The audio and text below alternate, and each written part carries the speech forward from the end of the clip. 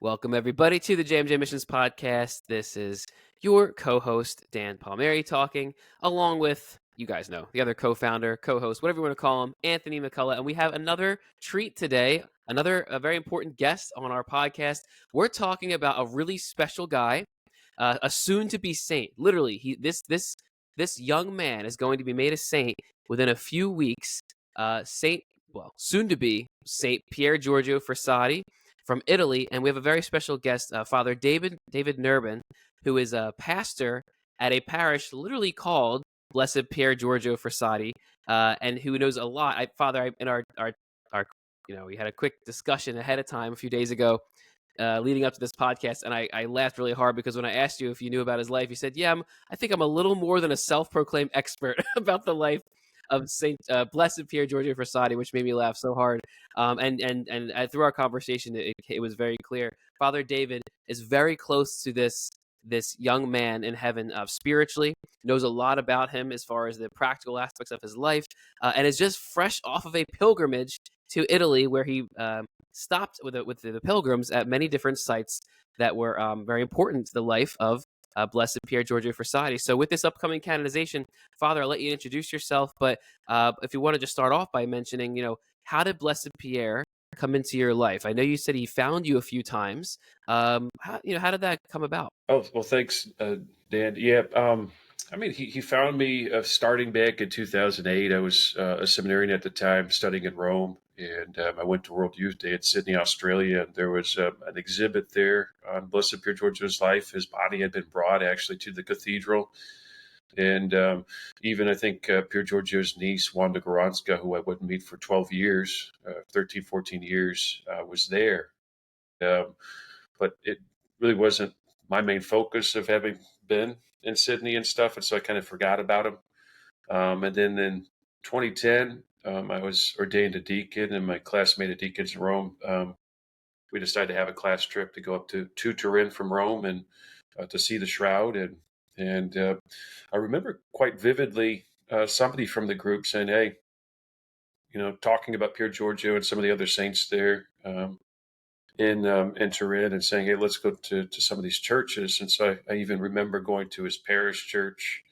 I remember going to a number of other churches related to his life, and somebody talking about him. But then again, we were there for the shroud. We got in the long line. We saw the shroud, and Pier Giorgio's tomb is like two side chapels down from the shroud. Right. And I remember stopping there on the way out, but that was it.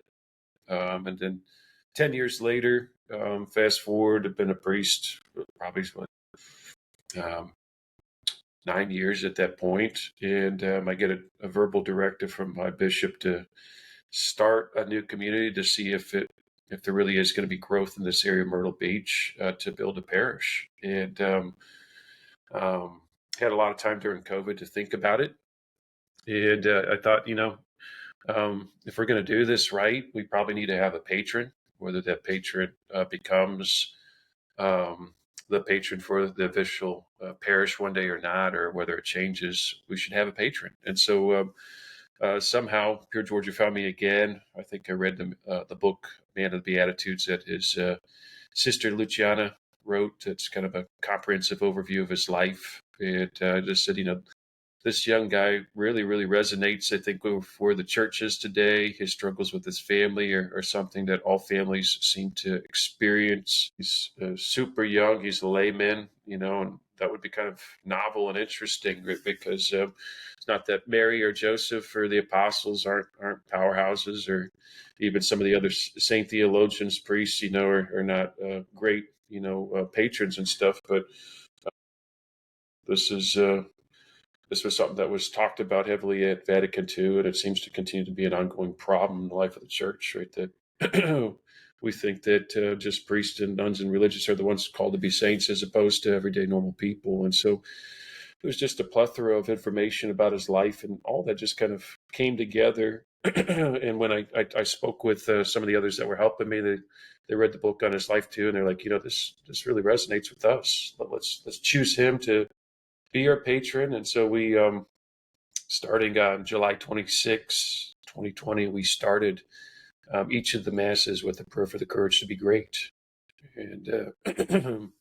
and so that's kind of what resonated with us about. That's amazing. And I forgot to mention this. You are a priest of the Diocese of Charleston. And I know that there are pockets of the South in which Catholicism is growing really rapidly. So I thought that was really neat that down in Myrtle Beach, where your parish is, you needed someone who really could identify with the youth and the growth of this parish. So I just thought that's such a cool connection. And if anyone has read about Blessed Pierre, I've done a little bit of reading on him throughout the years, not a lot.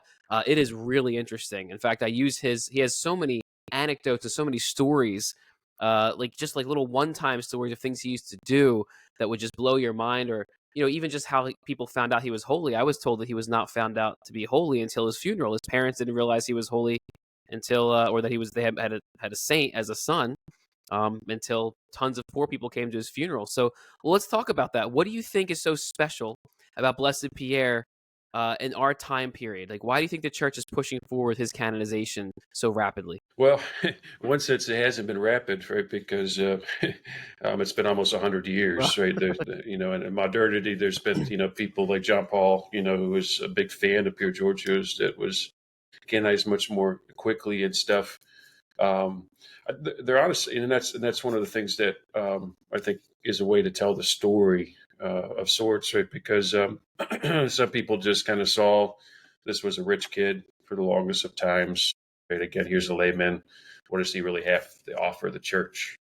And there was a hiddenness for his parents, right, and his sister about his life of holiness that came, the was revealed after his at his funeral and stuff. But to most of Turin, I mean, the poor, even the priests, they knew him to be a saint. Right? Even Cardinal Gamba at the time, the Archbishop of Turin, already was making comparisons with him and Dominic Savio. Right? Today's gospel is about the rich young man that walks away from Jesus in sadness, right, because he can't sell his possessions and go and follow Jesus. And Pier Giorgio was the antithesis of that. Right? And so Cardinal Gamba really kind of honed in on that during that time. And he was talking with Father Formica, the parochial vicar, the assistant priest at Pier Giorgio's home parish one day. And he's like, Pier Giorgio, is a greater saint and will be a greater saint than even Dominic Savio was, because Dominic Savio didn't have anything but poverty.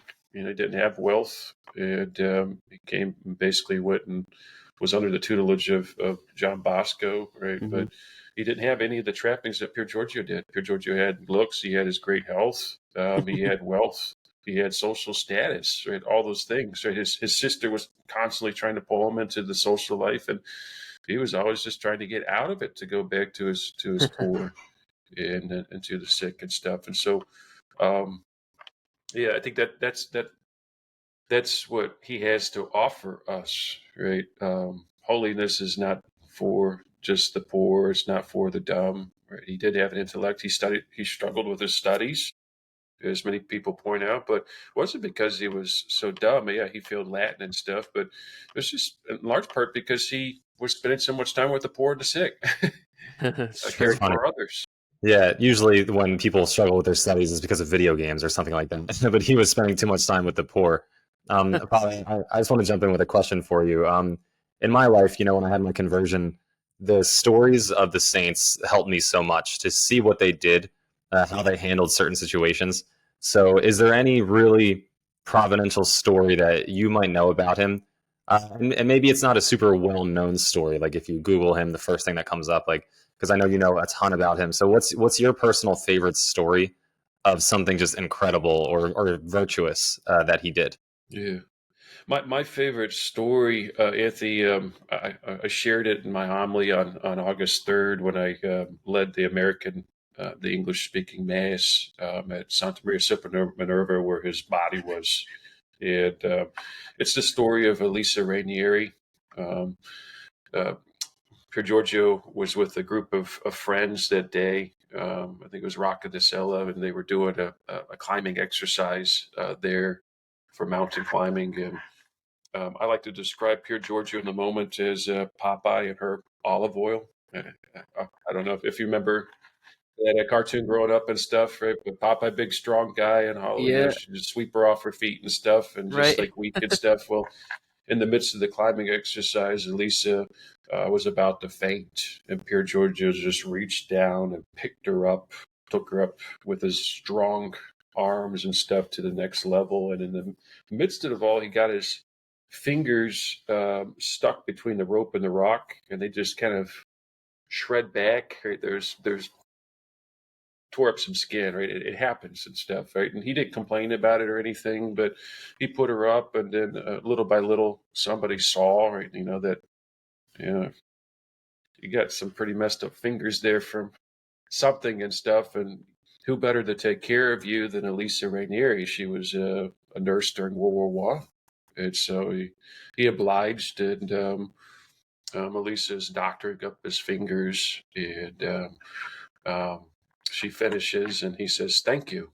And Pier Giorgio had a great sense of humor, and everybody knew that, and so they would joke with him just as much as he joked with uh, them. And so she jokes back, "Well, thank you's not good enough. You need to do something for me in return." And with that, all of their friends, started chiming in. They're like, "Yeah, absolutely, Pier Giorgio. We want, candies and ice cream, and we want all these other goodies." And he's like, to quell the storm or the uprising, in the moment, he says, "Okay, okay, okay, I'll do that. I'll repay you guys in that way. But this is what this means." Right? And these are the words that Elisa Rainieri just held on to for the rest of her life. So this is what this means. If I do this for you, if I repay, this good for y'all, then the person who gets to heaven first must help the other one to climb. Wow. Jeez. It's an epic quote. I've never Yeah, heard what a that. line. I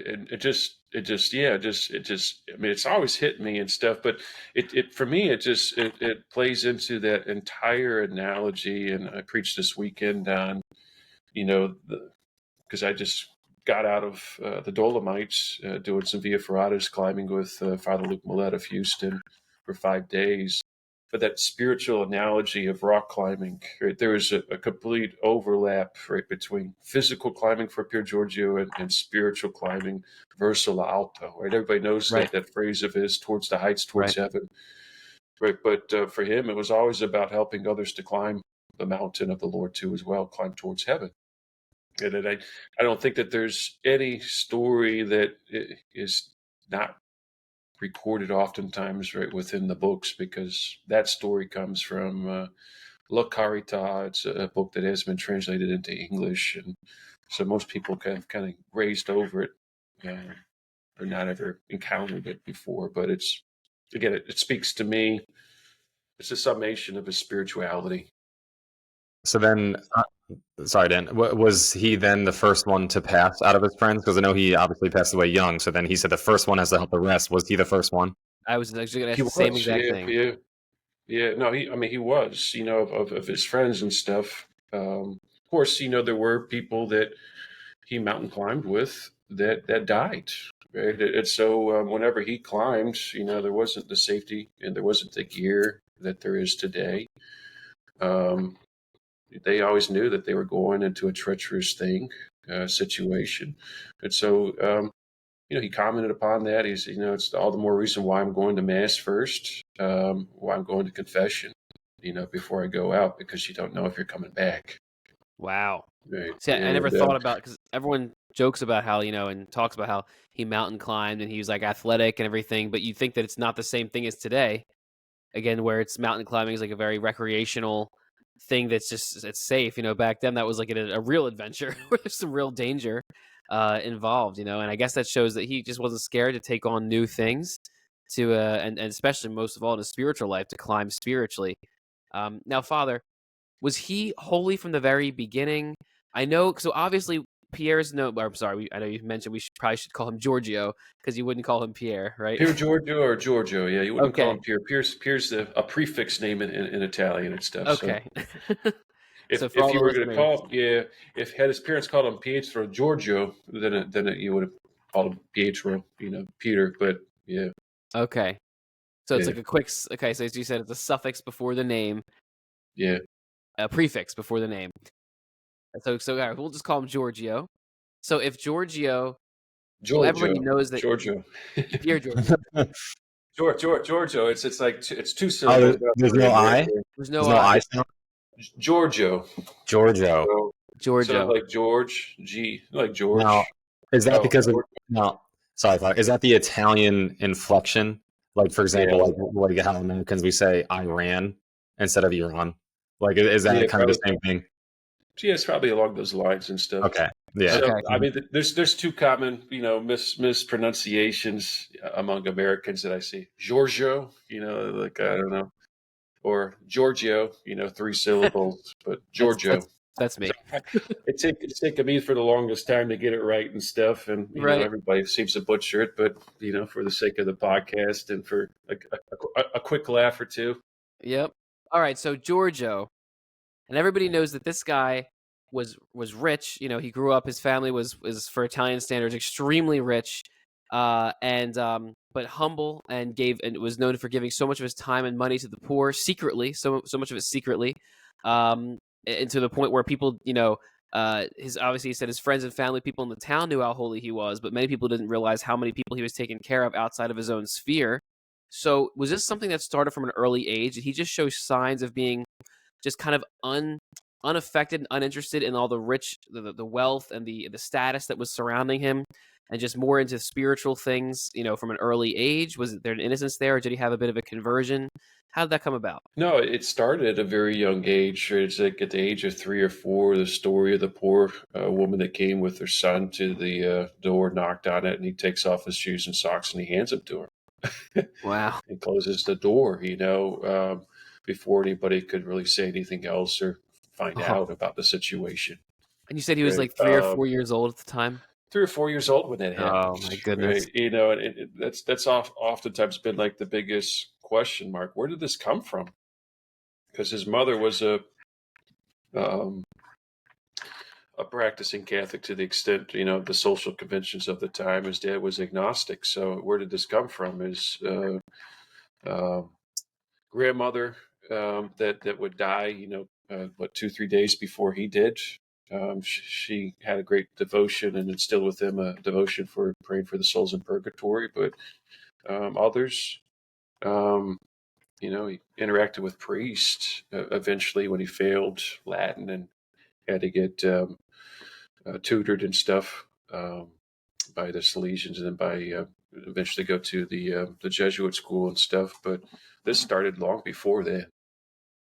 So it's just kind of a grace that was given. It's reminding me of Carlo Acutis, who will be canonized alongside of Giorgio. His parents just weren't into it very much. They were barely even Catholic. I don't even know if his parents were like practicing Catholics, and it's just something. There's some kind of grace that was there from the very beginning that Giorgio obviously responded to the same way Carlo did. So very, very interesting. And was there a time in his adolescence in which his spirituality deepened? Was it maybe after the Salesians being tutored by them? Was there a moment in which it was clear this is not just an innocent kid, but we might be dealing with a saint here? Yeah, I think a big turning point, and people like to hone in on it, was his failure of Latin, right? Because that set up a relationship with, I believe, Don Cajazzi, the Salesian, and then eventually going to the Jesuit school thereafter and stuff, where we had this interaction with priest on a day-to-day basis, and he oftentimes wanted to just get through the lessons itself so that he could ask, to hear another story about Jesus from the Gospels. Okay. And so it really came about with that. I think the other big turning point, too, was at the Institute Sociale, I believe is what it was called, the Jesuit school. Right, this is a time of the church where Pope Pius X had just lowered the reception of Holy Communion to the age of reason and started promoting frequent reception. But to do so, you still had to fast from midnight before. And because of that, you had to get your parents' permission to be able to receive. And so he fought his mother for 3 or 4 days. And finally, she acquiesced. She didn't want him to do it at first because she thought it would just become banal and trite and meaningless. But for him, it became the source and the nourishment of his spiritual life.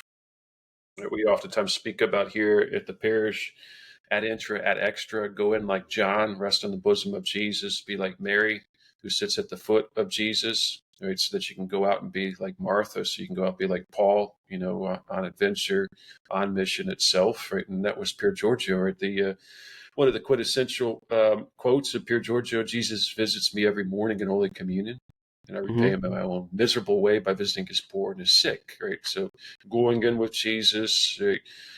Confession probably was a daily thing for the most part at that time when you went to communion. So he did that. Would receive Holy Communion, not necessarily go to Mass because this is before Vatican II. Say your prayer of thanksgiving, long prayer of thanksgiving, and then he goes out. He's saying his rosary. If he hadn't finished it there, he'd finished it in the street on his way to his first visit. Father, I've heard stories where he would sometimes go to early Mass and he would almost sneak out of his house and go to Mass and then come back to the house and like get back in bed after Mass was over, so like nobody knew that he went. I think that might be stretching, stretching the reality of sorts, right? He he recognized over time, right, that religion, his faith, was contentious for his parents, and his parents were on the verge of separation. In today's world, they would have been divorced. Wow. But it wasn't legal at the time in Italy and stuff, and so he didn't want anything that was going to throw, logs on that fire. His parents were frustrated and upset. His mother was worried at one time that he was going to perhaps try to become a priest and stuff. And they complained even to the priest in his life at times about how much he was praying, that they were finding him on his knees next to his bed and not in bed, with his rosary in his hands. His father went and tried to give a scolding to the parish priest. Wow. What have you done to my son? And the pastor quit back. Would you prefer him to be reading basically, some type of smut of the day, or to be on his knees in prayer? Right. And his father Right. really kind of, shut up when the pastor said that. So Monsignor Alessandro Roccati, right, who gave Pier Giorgio his emergency baptism at the family home, So I don't think it was so much to hide it, maybe to hide it sometimes from his parents, but a lot of the testimonies are coming from the workers in the house. They were Okay. instructed by Pier Giorgio to wake him up to go do these things, right? The gardener in Polone had a system, right?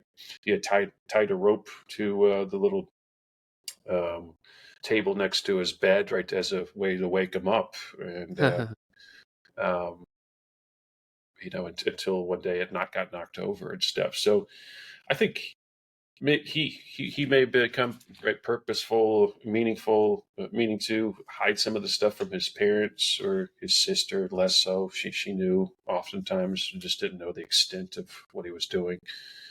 But not really so much from anybody else.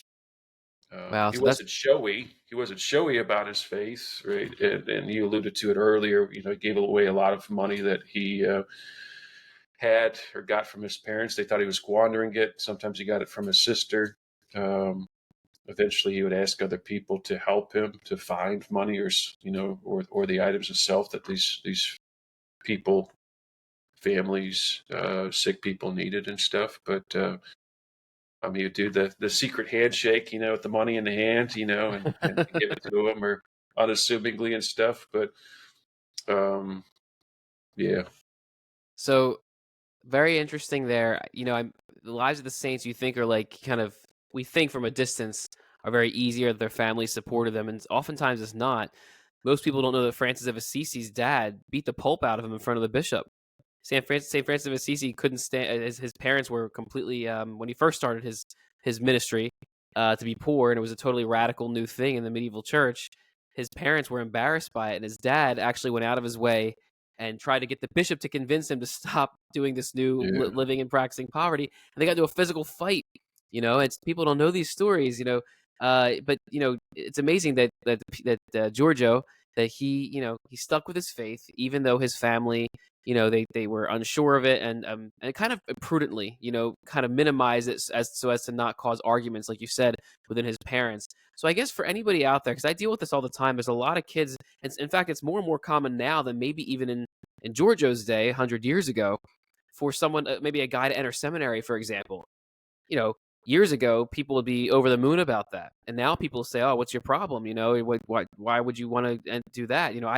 I was in seminary for a year and a half, and almost 2 years of seminary, and I got a lot of resistance from people, family, friends who didn't understand. So I think Giorgio is a great, great example of someone who, to push forward, even if people don't fully understand, but to do it prudently, to kind of have that firm faith, that firm foundation, but to go forward very prudently, which is beautiful. Now, I heard a story. I want to ask if this rumor is true as well, because we hear a lot of cool anecdotes about him. That he got a car from his dad on like his 18th or 17th birthday or something like that, and that very day that he sold the car and gave the money to the church and the poor. Do you know if that's true? He definitely got the money for the car. I don't think the car was ever purchased, but he Okay. definitely gave it away and stuff. Okay. So no, and that's, I mean, that's the beautiful reality about him. He really looked at everything he had as what we would call within the life of the church today as stewardship, right? That this when I'm a steward, I'm the administrator of somebody else's gifts and possessions, right? And I'm just trying to figure out best how to utilize those, right? And so anything that came through him went out of him, Interesting. even if he didn't know where the next thing was going to come from, right? He would write down these people's names, their addresses when he found them and encountered them, so he could go and help them in the slums of Turin. But he also had a whole recording of this is what this person needs. This is what I gave them. This is what I owe so and so, right? So it's just like a whole ledger of sorts of the finances that he was overseeing or borrowing at times. Right. And And I then, heard and that. Go ahead. go ahead, Dan. No, Nope. go ahead. It's I a was gonna different topic. Okay, I was going to ask about, because I heard on his deathbed it was the same idea, right? Like that when he had a book. Was it a book of everything that he had, like all the people he was taking care of? Was an actual like book that he had written down, correct? And was it a sister that he Well, gave it to? yeah, so I think it was he gave a final request to Luciana, not yeah, Luciana is his sister, Okay. to um, I forget exactly what it was. This is for Converso, and the medicines for Converso, and here's a pawn shop ticket, right?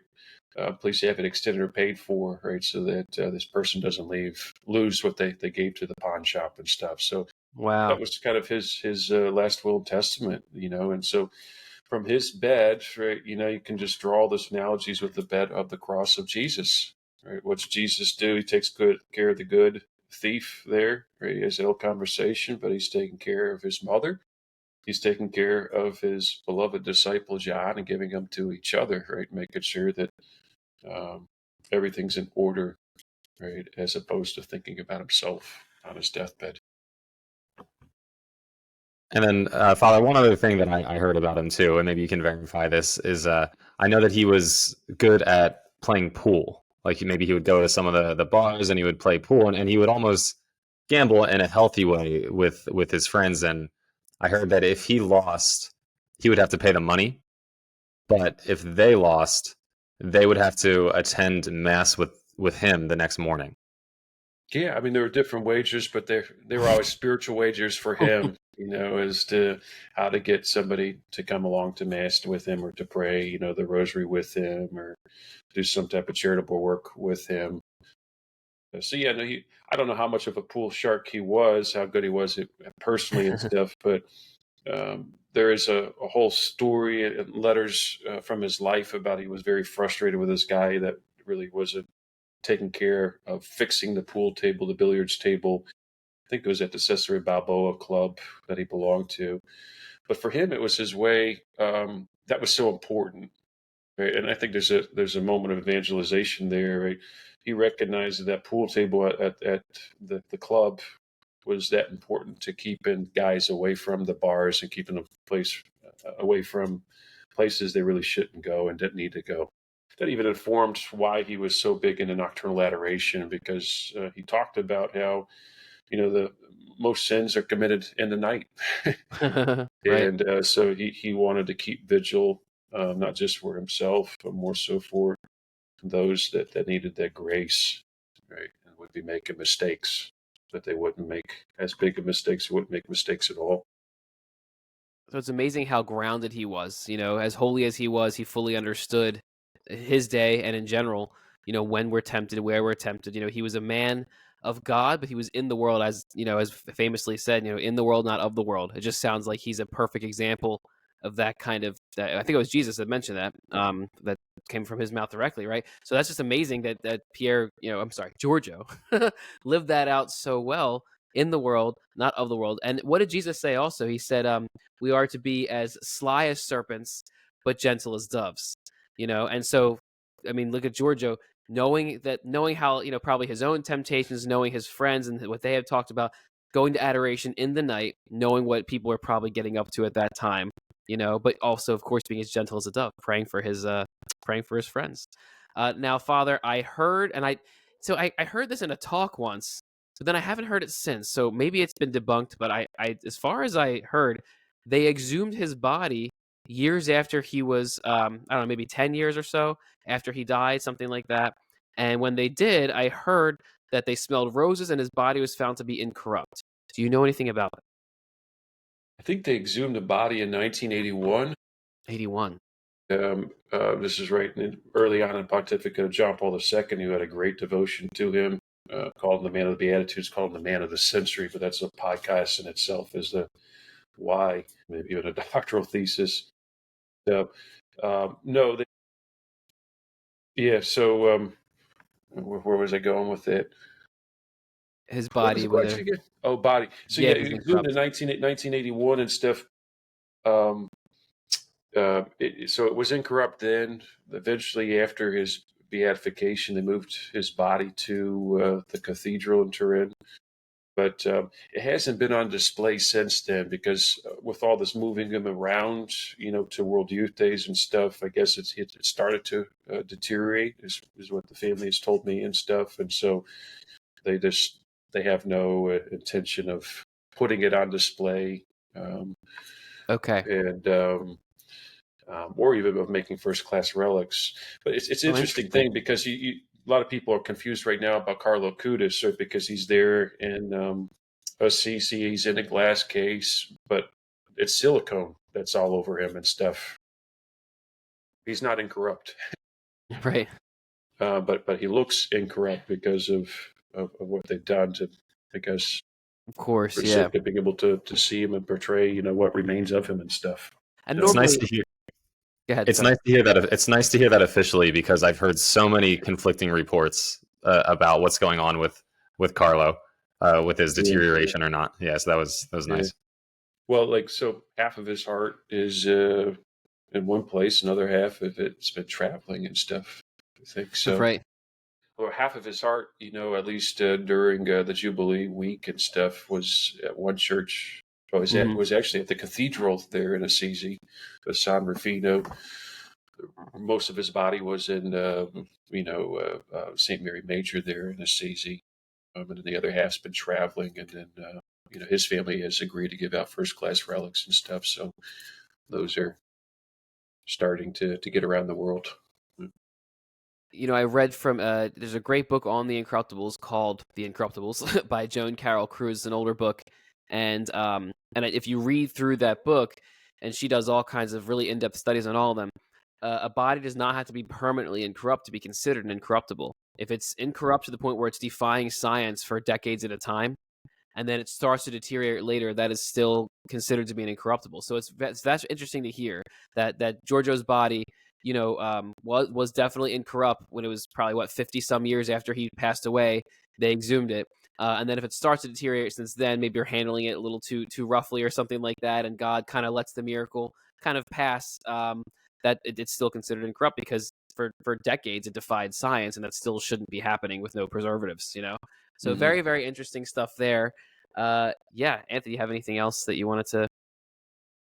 No, those are the main stories that I know about him that I wanted like clarification on. Yeah. Yeah. Mhm. Okay. Beautiful, beautiful stuff.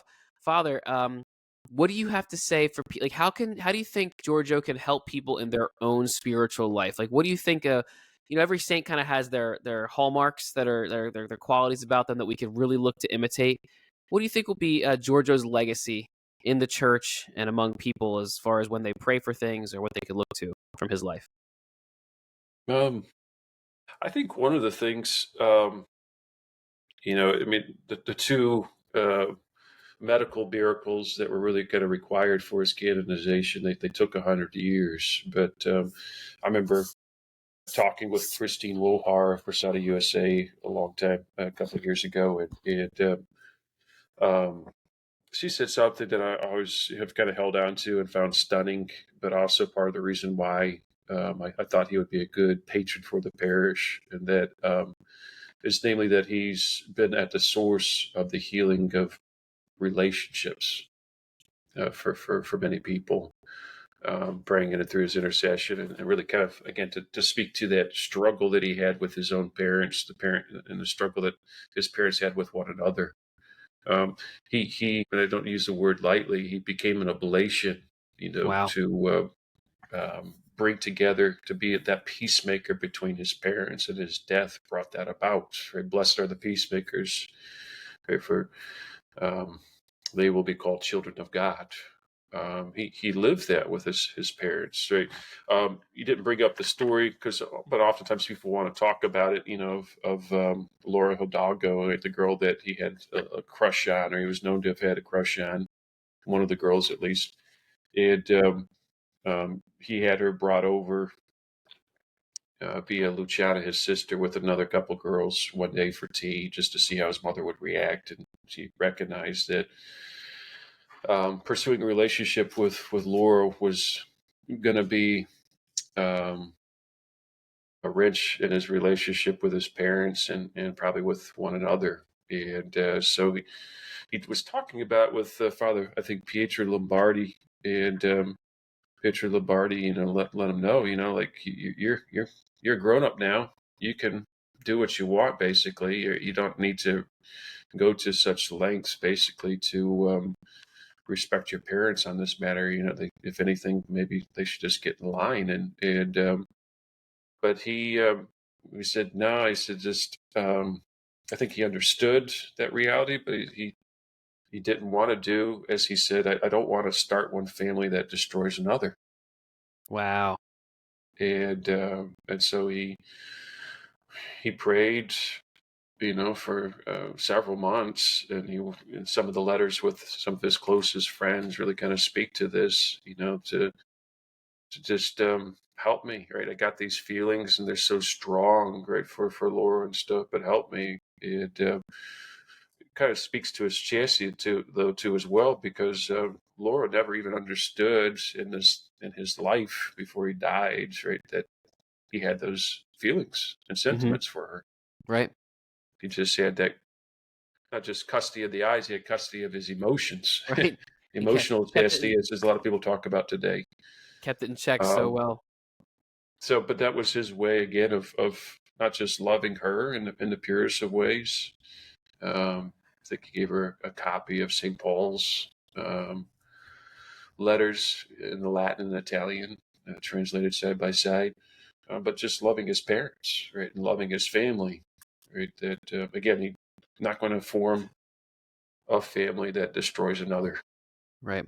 Now compare that to today. People with their relationships, they just want to do whatever they want. They don't care who they tread on. They don't care what the church says. Not everybody, but there's a going mentality in our culture. It's like I'm going to do what I want. I'm going to marry who I want. I'm going to date who I want. I don't, care what the church says. I don't care what people think about it.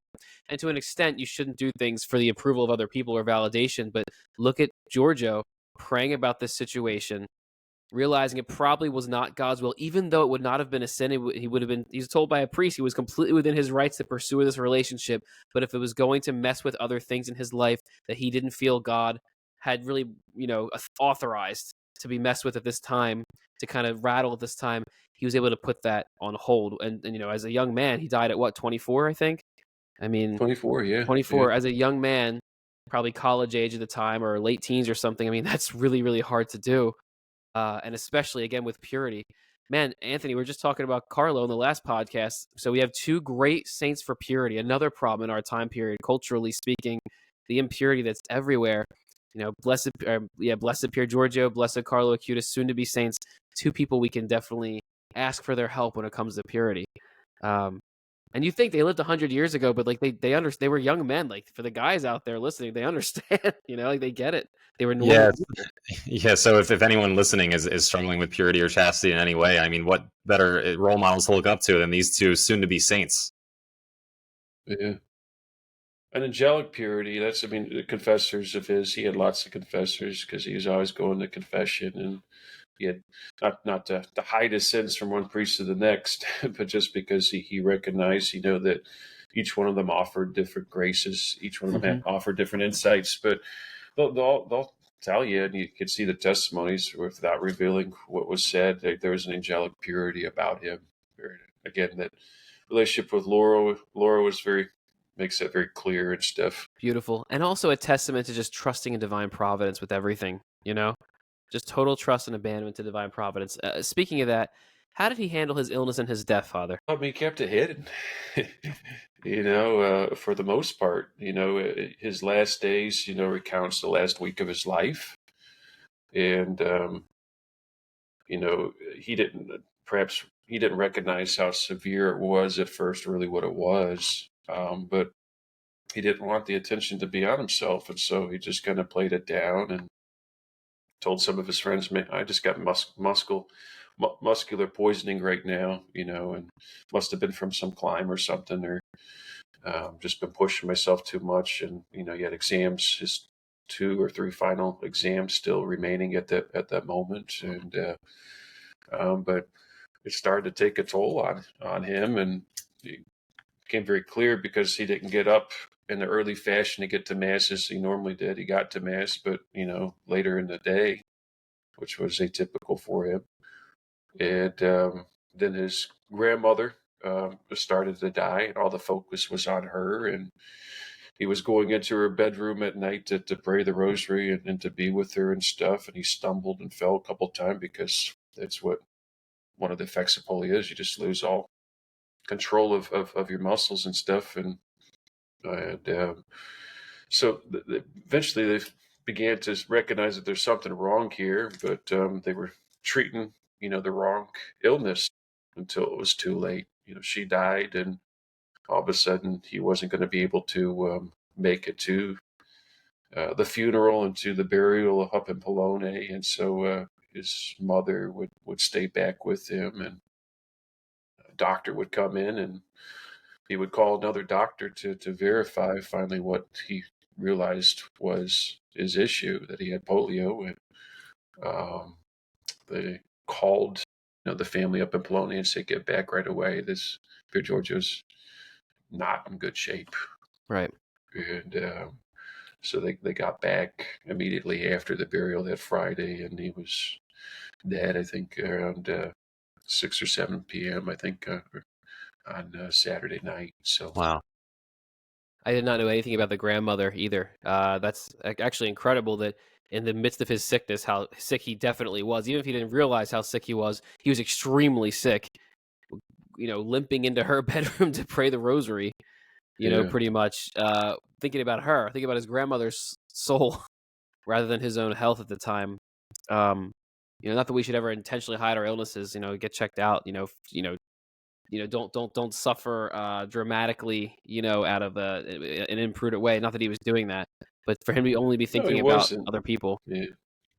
He wasn't, but I'd say, I call them the big three. There were three big things that had happened over 9 months' time that led to this. Him becoming this oblation and finally just dying. Right. One was renouncing his feelings for Laura Hidalgo, pursuing that relationship. The second came in February. His sister Luciana got married, and they had been two peas in a pod since they had grown up and stuff. And so her leaving the home meant that he had to face his parents' drama by himself. And the third whammy came, probably a month or two prior to his death, and that's namely that Fasone, one of the workers at La Stampa, which his dad owned and operated, basically came to Pier Giorgio one day and said, "Hey, your father's not going to let you become a mining engineer, even though Wow. you've been studying that all this time. He wants you to take over the family business. Will you accept?" And Pier Giorgio's one question was, "Will this please my father?" Because Sonny said, "Yes, it will." He says, "Okay, well, then tell him I accept." But in that moment, he was weeping. Right. So it crushed him, with Laura Hidalgo for months. It crushed him that his sister Luciana got married and left him alone. And he was uncontrollably sobbing at the train station when she left. And then he wept over the fact that he had wanted to work with the poor, so the poor work in the mines are migrants. They're migrants of the day. And he wasn't even going to be able to do that. I've All came never back to heard that family, human though. side. I've never heard that human aspect of his life. I don't know if you did. No, I'm just impressed with the humility, especially when he wanted to live a certain way with a profession, and then his dad wanted to hand over the family business. Today, in 2025, anybody would just be like, "Oh, forget you. I'm going to do what I want." But Yeah. he asked the question, "Will this please my father?" And like, how many? Doesn't matter like what age you are. You should always try to honor your parents. It's not just a commandment for when you're like 6 years old. So I think that's impressive that he lived that out that seriously. So I have Yeah, one it's more. it's it's sad that his. Oh, go ahead, yeah. No, go ahead, Father.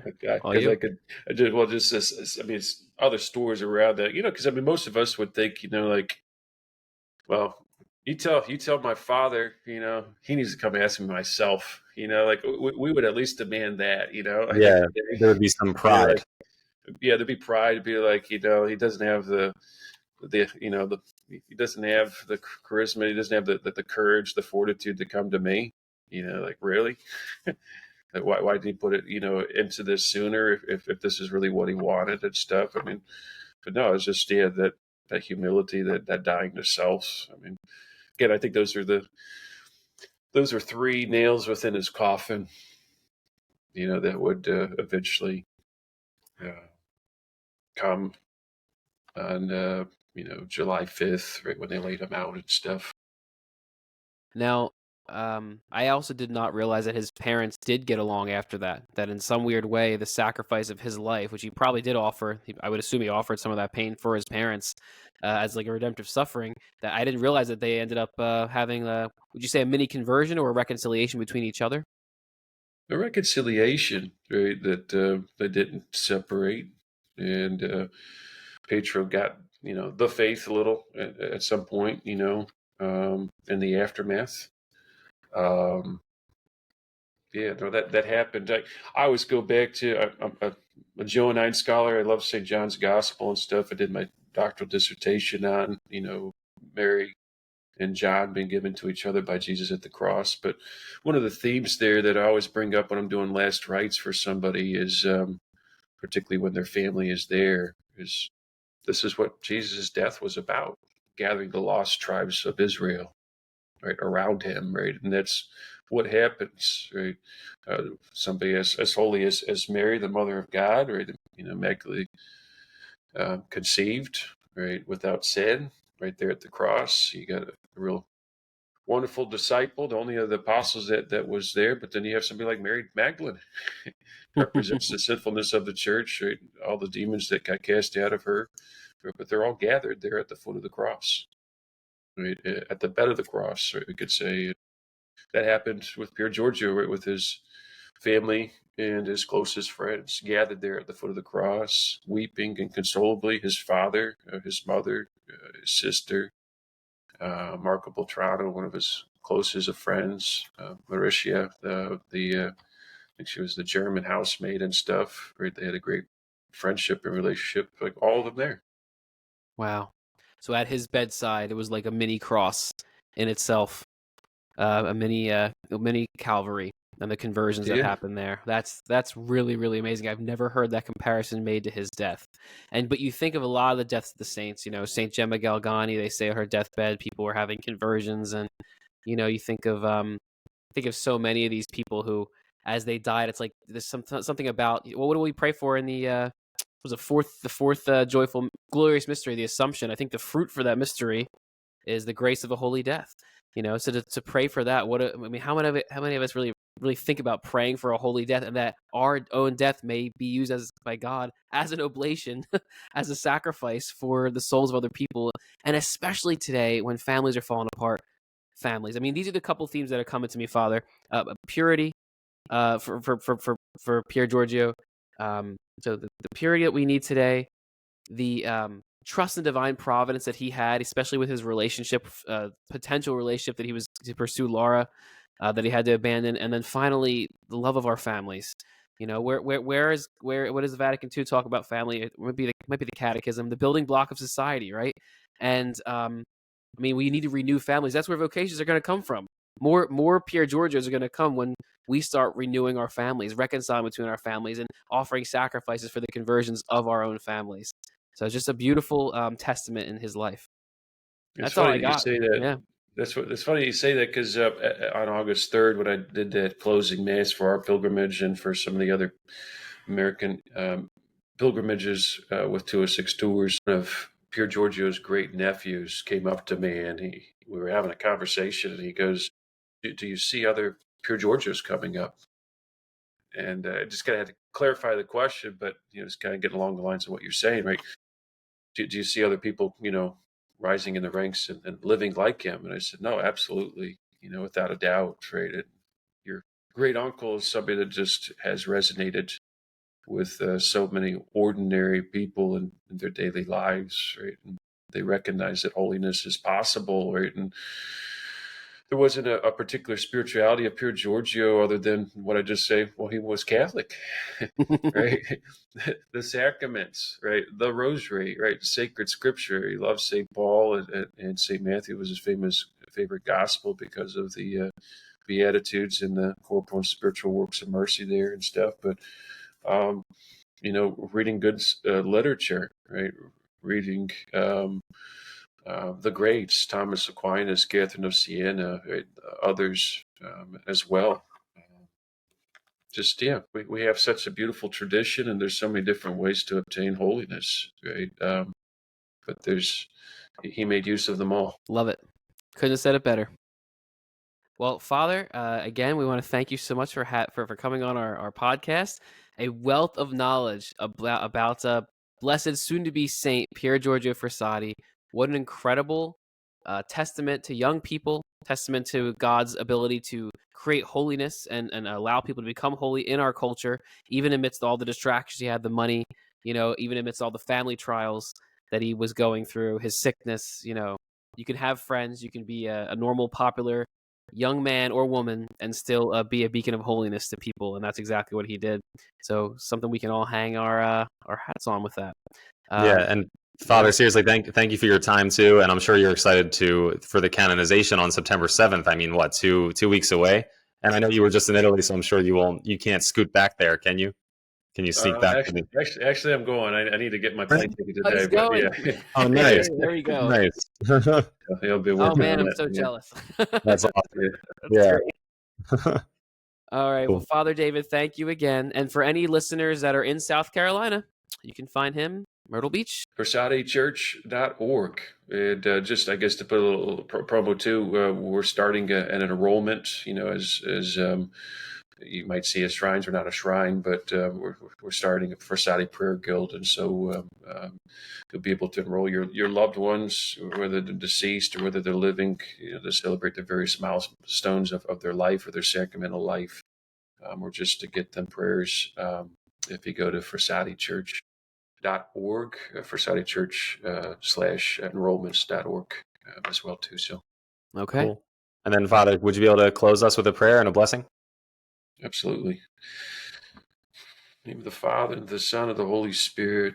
Amen. Heavenly Father, we thank you for gathering us here this day and for this ability to speak about one of your saints that the Church will canonize just in a few weeks, in a few days.